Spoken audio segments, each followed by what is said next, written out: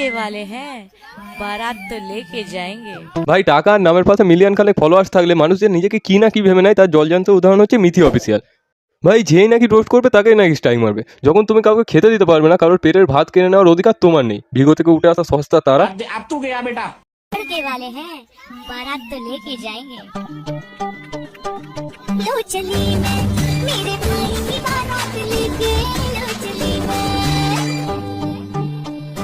लड़के ভাই ভাগ্যিত আমি বড় লোক নই, না হলে সিজনে সিজনে রং পাল্টে হতো। আর এটা যারা জানে না তাদের জন্য বলে রাখি, এটা এনার দাদা 2 নম্বর বিয়ে। अबे तू थोड़ा सा बहन का लोड़ा है क्या?